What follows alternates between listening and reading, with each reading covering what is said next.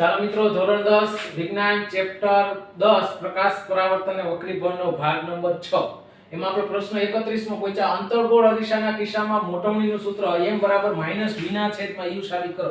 મિત્રો, મોટવણીનું સૂત્ર સાબિત કરવાનું છે. આપણે બરાબર મોટવણીની વ્યાખ્યા આવડે છે. મોસ્ટ ટાઈમ પ્રશ્ન છે. મોટવણી એટલે શું ખબર છે? તો કે મોટવણી બરાબર શું થાય? તો કે મોટવણી બરાબર પ્રતિબિંબની ઊંચાઈ અને વસ્તુની ઊંચાઈનો ગુણોત્તર. એને મોટવણી કહેવાય. પ્રતિબિંબની ઊંચાઈ h ડેશ કહેવાય અને વસ્તુની ઊંચાઈને h કહેવાય મિત્રો. તો બરાબર છે, પ્રતિબિંબની ઊંચાઈ અને વસ્તુની ઊંચાઈના ગુણોત્તરને મોટવણી તરીકે ઓળખવામાં આવે છે. તો આ બરાબર એનું સમીકરણ થઈ ગયું. હવે આપણે અંતર્ગોળ અરીસાની સામે વસ્તુને ક્યાં રાખીએ? જો અંતર્ગોળ અરીસો મિત્રો, આ મુખ્ય અક્ષ કહેવાય ને. અહીંયા હોય p, અહીંયા હોય f, અહીંયા હોય c. વસ્તુને દાખલા તરીકે c થી થોડે દૂર રાખવામાં આવે છે મિત્રો. ab નામની વસ્તુ છે. જો વસ્તુ c થી થોડે દૂર હોય તો પ્રતિબિંબ ક્યાં રચાય આપણને ખબર છે. જો અનંત અંતરે હોય તો f ઉપર રચાય. c થી થોડે દૂર હોય તો c અને f ની વચ્ચે અગાઉથી દોરી લેવાય. વસ્તુ કરતા નાની આ a હશે તો અહીં a ડેશ હશે, અહીં p ડેશ હશે. અગાઉ જ ખબર પડી ગઈ ક્યાં રચાય. તો કેમ કરવાનું? પહેલું કિરણ કેમ જાય? તો પહેલું કિરણ સીધે સીધું અનંત અંતરેથી આવતું હોય. અનંત અંતરેથી આવતું f માંથી પસાર થાય. તો મિત્રો આ f અને આ ટોચ બરાબર એમાંથી પસાર કરવાનું છે. આ રીતે જા મેરો માર દે. બીજું કિરણ આપણે આકૃતિ દોરવા માટે c માંથી પસાર કરી પાછું રિટર્ન c માં જાય. જો આ c માંથી પસાર કરીએ બરાબર એ પાછું c માં જાય છે મિત્રો. તો અહીં પ્રતિબિંબ રચાય છે. પછી આ તૂટક રેખા દોરી લો. p માંથી પસાર થાય પાછું p માંથી આ વયું જાય. આ રીતે. તો મિત્રો આ રીતે આપણે આકૃતિ દોરેલી છે. હવે આના ઉપરથી આપણે કહીએ કે અહીં બે કાટકોણ ત્રિકોણ તમારે ગણિતની અંદર ત્રિકોણ ચેપ્ટરની અંદર આવશે. જો એક આ ધ્યાન રાખવાનું, ABC સંગતતા PQR હોય ને તો આને આ રીતે લખાય. જો આ AB એના છેદમાં લખાય PQ. પછી બરાબર એ જ રીતે BC એના છેદમાં લખાય QR. એ જ રીતે પહેલું છેલ્લું AC તો એના છેદમાં લખાય PR. મિત્રો આ સમરૂપ ત્રિકોણ ઉપરથી આવું સંગતતા ઉપર તમે લખી શકો. એવું તમે 10મા ની અંદર ગણિતની અંદર આવવાનું છે. તો હવે આપણે અહીંયા વાત કરીએ કે અહીં આપેલ અંતર્ગોળ અરીસાની સામે આકૃતિ પરથી અંતર્ગોળ અરીસાની સામે AB વસ્તુને મૂકતા તેનું પ્રતિબિંબ A ડેશ B ડેશ રચાય છે. મિત્રો જો તમે અરીસાની આગળ AB નામની વસ્તુને મૂકો તો તેનું પ્રતિબિંબ A ડેશ B ડેશ રચાય છે. આ આકૃતિ આપણે દોરવાની. હવે અહીં બે ત્રિકોણ લેવાના. કાટકોણ બે ત્રિકોણ. જો કયા કાટકોણ ત્રિકોણ થાય? એક વસ્તુ અને એક એનું પ્રતિબિંબ પડ્યું ને આ કાટકોણ થાય. જો વસ્તુ અહીંયા છે એટલે કાંઈ કાટકોણ થાય, પ્રતિબિંબ અહીં પડે એટલે કાંઈ કાટકોણ થાય. મિત્રો તો અહીંયા ત્રિકોણ કયો થાય? તો કે A dash B dash P લગી જવાનું કારણ કે આ ઉગમ બિંદુ છે. A dash B dash P જો કાટકોણ ત્રિકોણ છે. એ જ રીતે આ બીજી AB નામની વસ્તુ છે, અહીંયા લંબ થાય તો A B અહીંયા P લગી જવાનું. તો મિત્રો આ બે જે છે કાટકોણ સમરૂપ ત્રિકોણ છે. તો અહીં કહી શકાય અહીં કાટકોણ ત્રિકોણ A ડેશ B ડેશ જોઈ શકો છો. A dash B dash P અને ત્રિકોણ ABP સમરૂપ ત્રિકોણ છે. મિત્રો સમરૂપ ત્રિકોણ હોય તો એના ઉપરથી આપણે શું લખી શકીએ? તો હમણાં જ મેં તમને કીધું હું લખી હતી તો કે A ડેશ B ડેશ ના છેદમાં જો A ડેશ B ડેશ લ્યો તો છેદમાં AB આવે. બરાબર. હવે B ડેશ P કયો કે PB ડેશ કયો બે એક જ કહેવાય. જે આ રીતે લખો ને એવું છેદમાં લખવાનું. PB ડેશ તો છેદમાં આવે PB. હજી ત્રીજું લેવું તો A ડેશ P પણ આપણે જરૂરિયાત નથી. હવે આપણે મિત્રો આ ચારેયની કિંમત મેળવી. A ડેશ B ડેશ ને શું કહેવાય? AB ને શું કહેવાય? આના ઉપરથી આ લખવાનું છે. પહેલો A ડેશ B ડેશ ના છેદમાં AB, પછી PB ડેશ ના છેદમાં PB. બે સરખા થયા. હવે મિત્રો A ડેશ B ડેશ શું થાય? તો કે હવે અહીં A ડેશ B ડેશ એટલે વસ્તુની ઊંચાઈ થઈ. મિત્રો A ડેશ B ડેશ બરાબર છે શું થશે? તો વસ્તુની ઊંચાઈ, વસ્તુ પ્રતિબિંબની ઊંચાઈ. પ્રતિબિંબની ઊંચાઈને કહેવાય h ડેશ, પણ કહેવાતો કે માઈનસ. શું કામ? એ તો કે જો એ મુખ્ય અક્ષની નીચે છે.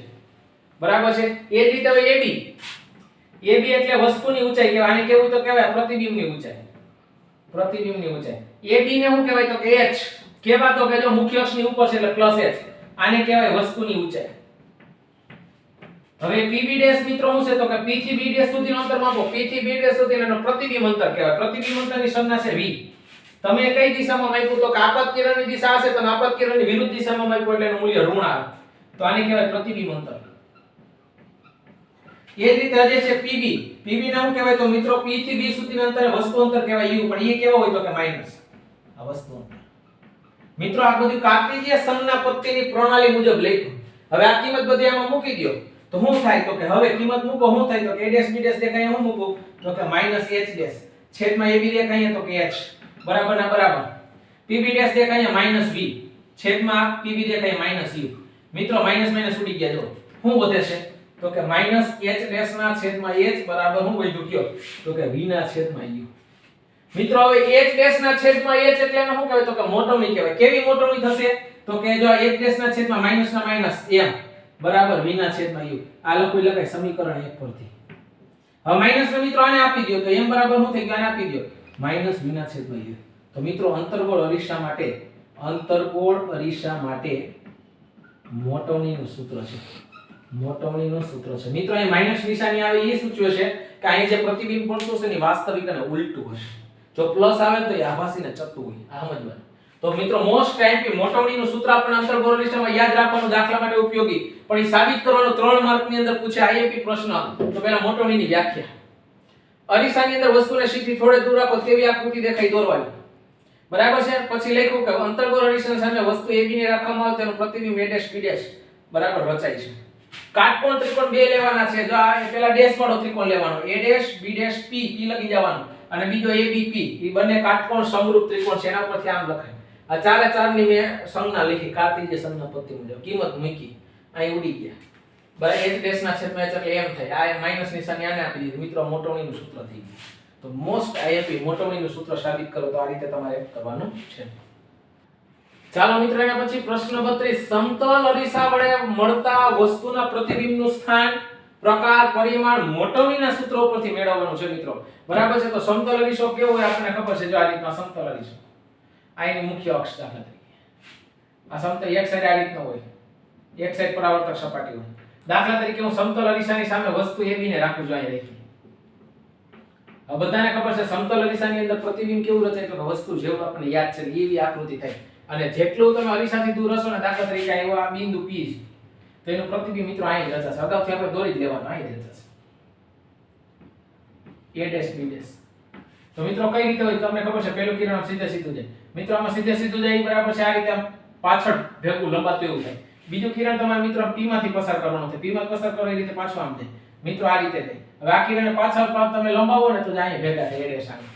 બરાબર. અહીં નામ આપી ગમે એક નામ આપી દેવાનું. તમે જોઈ શકો છો સમતલ અરીસાની અંદર બરાબર છે. અહીંથી P થી બધે માપ માપો. અહીંથી અહીં સુધીના અંતરને U કહેવાય. અહીંથી અંતરના સુધીના V કહેવાય પ્રતિબિંબ અંતર. તો તમે કહી શકો છો અહીં સમતલ અરીસા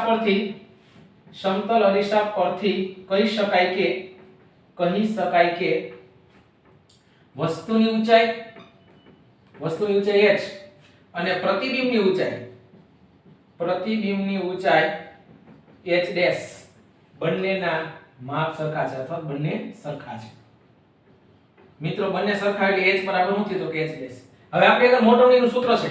મોટવણીનું સૂત્ર શું છે તો કે મોટવણી બરાબર પ્રતિબિંબની ઊંચાઈ છેદમાં વસ્તુની ઊંચાઈ. મોટવણીની સંજ્ઞા m, પ્રતિબિંબની ઊંચાઈ h' છેદમાં વસ્તુની ઊંચાઈ h. હવે મિત્રો બરાબર તમે જોઈ શકો છો h બરાબર h' બરાબર છે. તો આના ઉપરથી કહી શકાય h' દેખાય અહીંયા h મૂકી દો તો m બરાબર h' દેખાય h છેદમાં h કૌંસમાં લખાય h' બરાબર h. મિત્રો h ઉડી ગયા તો શું વધ્યું તો કે m બરાબર 1. એ મોટવણીનું મૂલ્ય 1 આવી. બરાબર છે. તો સમતલ અરીસાની મોટવણીનું મૂલ્ય કેટલું મિત્રો તો કે 1. અથવા તમે આમે કહી શકો અથવા બરાબર છે એ રીતે ન લખો તો આ રીતે તમે જોઈ શકો છો સમતલ અરીસામાં વસ્તુ અંતર શું થાય તો કે સમતલ અરીસામાં વસ્તુ અંતર. હવે મિત્રો વસ્તુ અંતર u અહીંથી માપવાનું છે. વસ્તુ અંતરને કહેવાય u. p થી માપો તો આમ જવું પડે તો કેવો u થાય તો કે માઈનસ u. કારણ કે આપાત કિરણ આમ છે તમે જાવ છો આમ. એ જ રીતે પ્રતિબિંબ અંતર મિત્રો. પ્રતિબિંબ અંતરને શું કહેવાય તો આપણે બધાને ખબર છે v. પણ આપાત કિરણની દિશામાં છે એટલે આપણે એને પ્લસ કરીએ. હવે આપણી આગળ મોટવણીનું સૂત્ર આવી ગયું. શું આવી ગયું મોટવણીનું સૂત્ર આપણે બધાને ખબર છે. મોટવણીનું સૂત્ર શું છે તો કે m બરાબર -v ના છેદમાં u પરથી. મિત્રો m ના m માઈનસ ના માઈનસ v ના v છેદમાં u દેખાય હું મૂકવાના તો u ની જગ્યાએ મૂકવાનો છે માઈનસ u. તો શું થશે m બરાબર જો માઈનસ માઈનસ ઉડી ગયા એટલે શું થયું તો v ના છેદમાં u. જો માઈનસ માઈનસ ઉડી ગયા એટલે v ના છેદમાં u. સમીકરણ નંબર આપણે 2 કહી દો મિત્રો. તો અહીં તમે જોઈ શકો છો મોટવણીનું મૂલ્ય કેવું આવ્યું તો કે ધન આવ્યું. હવે મોટવણીનું મૂલ્ય ધન હોય તો શું સાબિત થાય તો કે અહીં સમીકરણ 2 પરથી મોટવણીનું મૂલ્ય ધન હોવાથી કેવું પ્રતિબિંબ મળશે તો કે આભાસી ને ચતુ. આભાસી ચતુ પ્રતિબિંબ મળે છે. એ જ રીતે સમીકરણ 1 ઉપરથી તમે શું કહી શકો? સમીકરણ 1 પરથી મોટવણીનું મૂલ્ય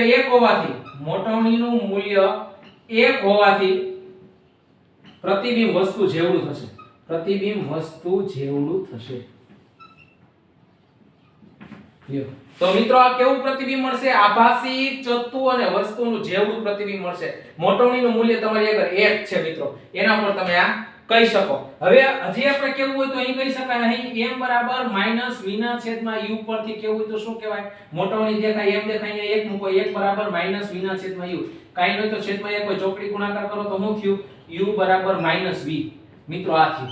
તો આના ઉપરથી થયું કે વસ્તુ અંતર અને પ્રતિબિંબ અંતર બંને કેવા હશે? તો કે બંનેના માપ સમાન છે. જો બરાબર છે. તો હજી આના પરથી કહી શકાય, આના પરથી કહી શકાય કે વસ્તુ અંતર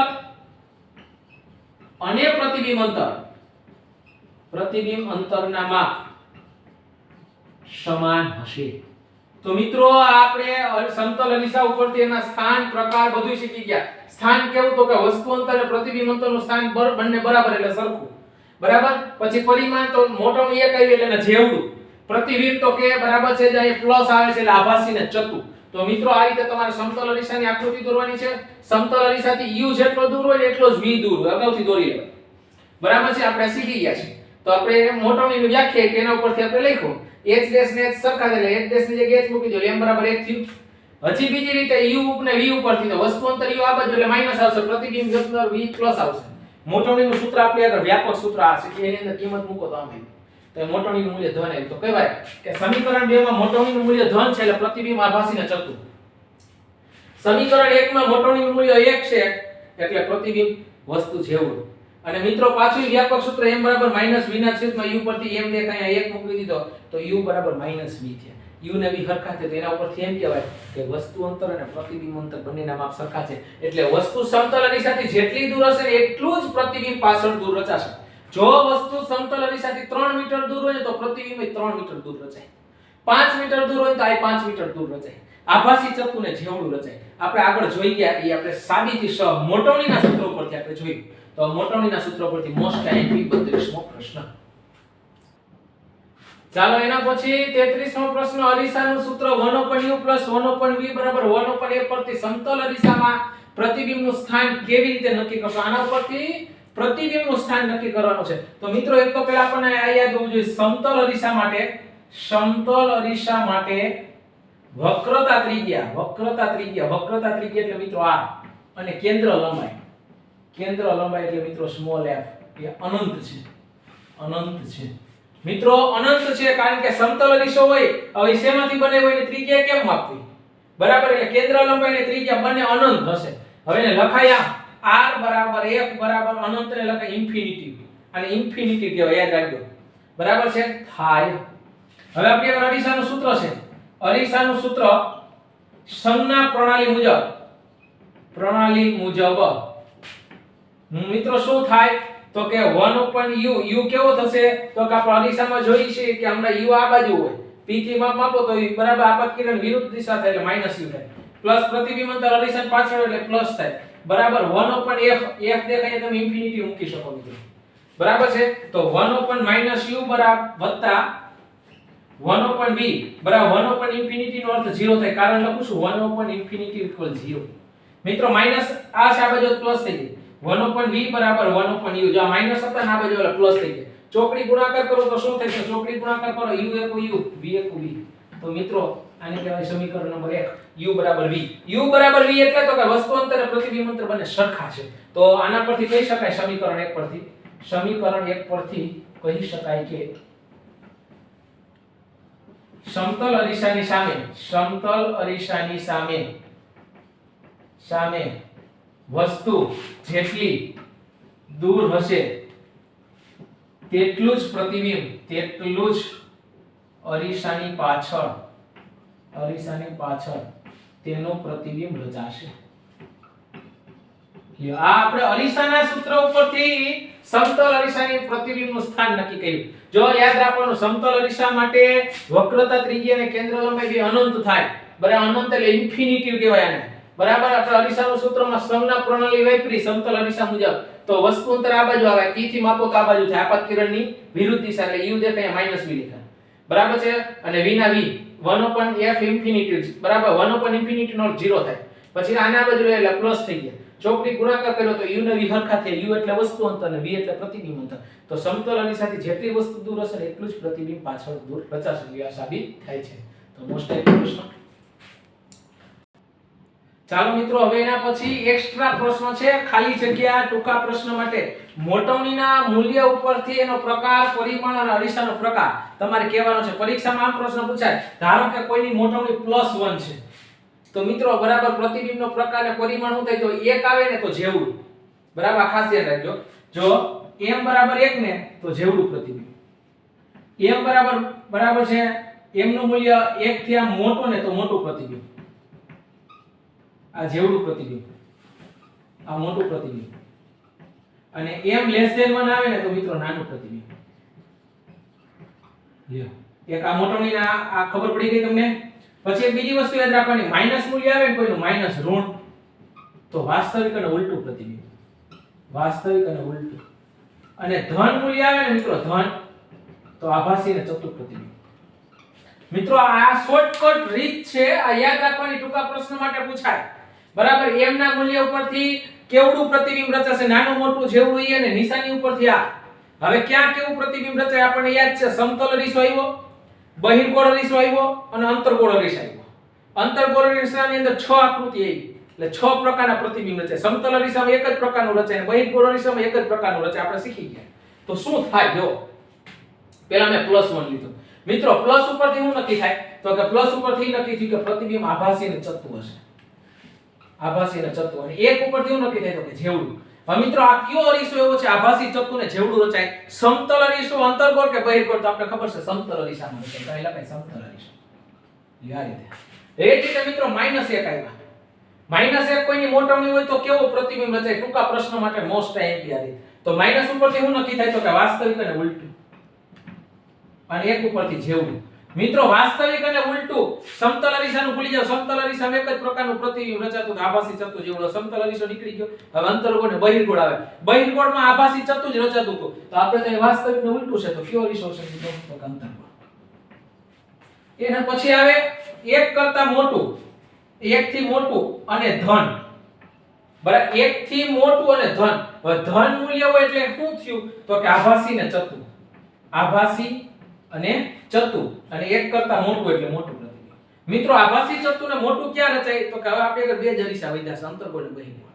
હવે બહિર્ગોળમાં હંમેશા આભાસી ચત્તુ ને નાનું જ રચાતું હતું, તો આભાસી ચત્તુ મોટું ક્યાં રચાય? તો કે અંતર્ગોળમાં p અને f ની વચ્ચે રાખી ત્યારે, અને અંતર્ગોળ. આ શોર્ટકટ રીત યાદ હોવી જોઈએ. એ જ રીતે એક કરતા મોટું અને ઋણ હોય મૂલ્ય મિત્રો, તો એક કરતા મોટું ઋણ ઉપરથી શું નક્કી થાય? તો કે વાસ્તવિક અને ઉલટું. અને એક કરતા મોટું એટલે મોટું પ્રતિબિંબ, બરાબર છે. તો આ રીતે એક કરતા મોટું અને ઋણ થયું, બરાબર છે. વાસ્તવિક ઉલટું ને કેવું થયું? તો કે મોટું પ્રતિબિંબ. વાસ્તવિક ઉલટું અને મોટું એક જ અરીસામાં રચાય. કયા અરીસામાં? તો કે અંતર્ગોળ અરીસામાં. એ જ રીતે મિત્રો હવે એક કરતા નાનું, એક કરતા નાનું અને ધન કે તો કેવું રચાય? ધન એટલે બરાબર છે, તો કે આભાસી ચત્તુ.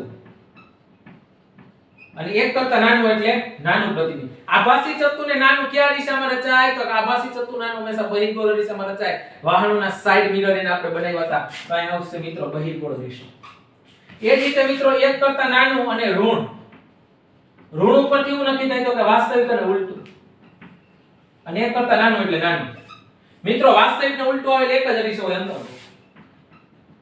તો મિત્રો આ રીતે તમને મોટવણીના મૂલ્ય ઉપરથી પ્રતિબિંબનો પ્રકાર, પરિમાણ અને અરીસાનો પ્રકાર યાદ હોવો જોઈએ. તમારે ખાસ યાદ રાખવાનું, સમતલ અરીસામાં એક જ પ્રકારનું પ્રતિબિંબ રચાય, બરાબર છે. જો નોંધ સ્વરૂપે લખી શકાય, સમતલ અરીસો હોય ને તો એમાં એક જ પ્રકારનું પ્રતિબિંબ રચાય, આભાસી, ચત્તુ અને મોટું.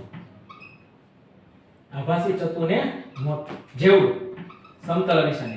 પછી બહિર્ગોળ અરીસો, એમાં એક જ પ્રકારનું રચાય, આભાસી, ચત્તુ અને નાનું. મિત્રો પછી વધ્યો અંતર્ગોળ અરીસો. અંતર્ગોળ અરીસાની અંદર બાકીના બધાય કેવા? તો કે વાસ્તવિક, ઉલટું, નાનું, મોટું અને જેવડું, ત્રણેય પ્રકારના રચાય. અને આભાસી ચત્તુ રચાય છે કેવું? તો કે આભાસી, ચત્તુ અને મોટું રચાય મિત્રો. તો આ રીતે અરીસા ઉપરથી સમતલ અરીસામાં એક જ પ્રકારનું પ્રતિબિંબ રચાય આભાસી ચતુન જેવું, બહિર્ગોળમાં એક જ પ્રકારનું આભાસી ચતુન નાનું, જ્યારે અંતર્ગોળમાં વેરાયટી અલગ અલગ. આટલી યાદ રાખવાનું. બીજું હું યાદ રાખવાનું છે તમને કહી દઉં, સમતલ અરીસાની મોટવણી, સમતલ અરીસાની મોટવણી m બરાબર 1 અને કેન્દ્ર લંબાઈ મિત્રો અનંત, કેન્દ્ર લંબાઈ અનંત હોય છે. મિત્રો આ શોર્ટકટ ટૂંકા પ્રશ્ન થયા બધા. આ ટૂંકા પ્રશ્ન માટે તમામ વિગત આપેલી છે.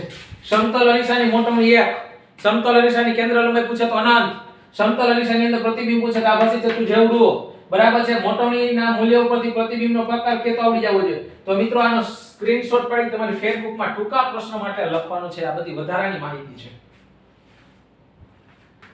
ચાલો એના પછી 1 માર્ક્સની અંદર ખાલી જગ્યા પૂછાય 34મો પ્રશ્ન.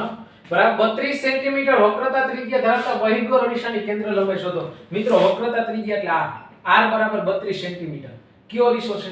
તો કે બહિર્ગોળ. બહિર્ગોળ અરીસાની અંદર વક્રતા ત્રિજ્યા કેવી? તો આપણે કીધું હતું કે બહિર્ગોળમાં બધુંય ધન, એક જ ઋણ વસ્તુ અંતર. તો આ બહિર્ગોળ અરીસામાં ત્રિજ્યા એવી તો ધન હશે. કેન્દ્ર લંબાઈ મેળવવાની f બરાબર ક્વેશ્ચન. ખબર હોય અંતર્ગોળ હોય તો તમામ મૂલ્ય ઋણ, બહિર્ગોળ હોય તો તમામ મૂલ્ય ધન. બરાબર. આ શોર્ટકટ રીત યાદ હોય તો ખબર પડે. r અને f વચ્ચેનો સંબંધ દર્શાવતું સૂત્ર છે તમારી પાસે r બરાબર 2f. કિંમત મૂકો, r દેખાય 32 બરાબર 2f. ગુણાકારનો સ્ટેપ છેદમાં જે 32/2 બરાબર f. f બરાબર કેટલા થયા? તો કે 16 સેન્ટીમીટર. આ કેન્દ્ર લંબાઈ 16 એ ધન જ આવશે. જો તો મિત્રો 1 માર્ક્સની અંદર પૂછાઈ શકે તો ભાગ 6 ની અંદર અંતર્ગોળ અરીસો, બહિર્ગોળ અરીસો અને સમતલ અરીસાના તમામ કામ અહીં પૂર્ણ થાય છે.